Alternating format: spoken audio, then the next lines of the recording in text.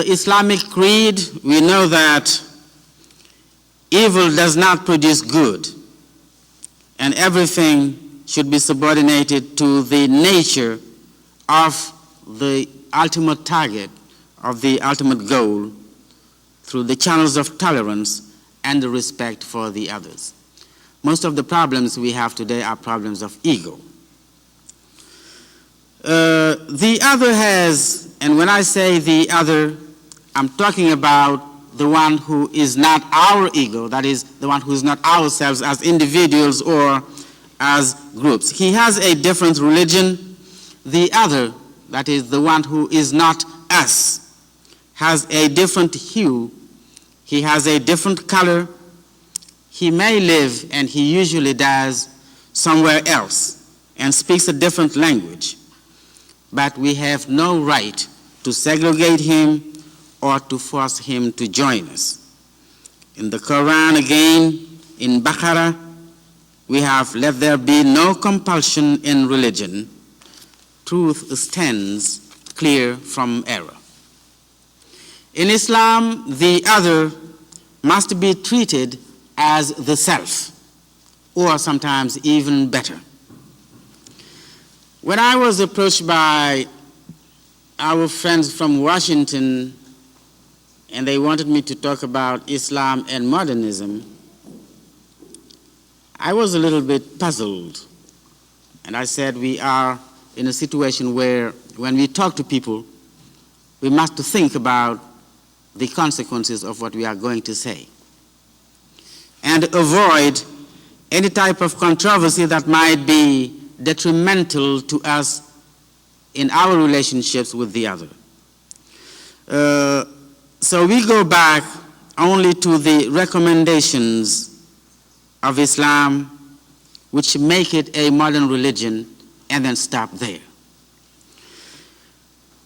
Islam is a religion of tolerance, a religion of science. You remember the recommendation, you should even go as far as China. At the time, China was very far away from the Middle East, and it was supposed to be inaccessible. But it was worth going there to get science and knowledge. Civility with the other people, which will make society a smooth place to live in. Solidarity, so that nobody will be left behind, economically speaking. And these combined will be the ferment of progress and peace. All these requirements correspond to the needs of the age and are real possibilities, practical and welcome. I will add a very, quote-unquote, modern claim of our century, the place of women in society. If we take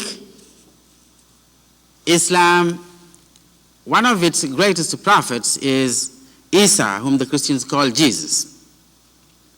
But he is named and referred to as Isa ibn Maryam, Jesus the son of Mary.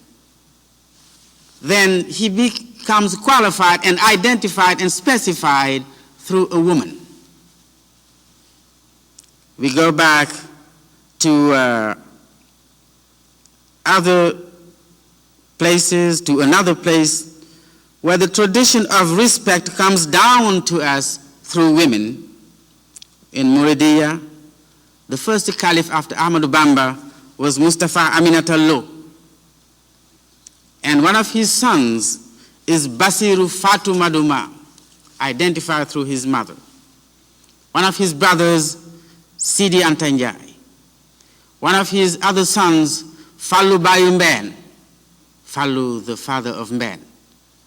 Despite his greatness and his importance, he was identified through his own daughter.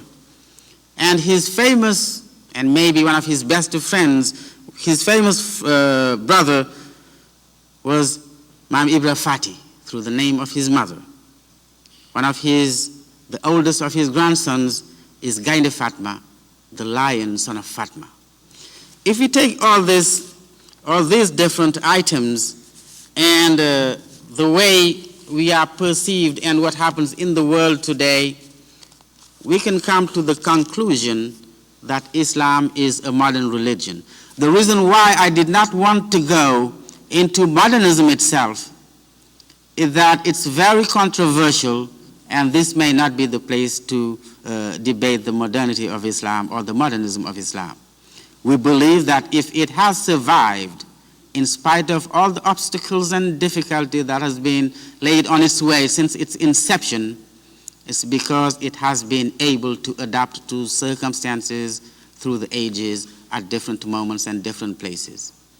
I will stop here and thank you very much for your attention.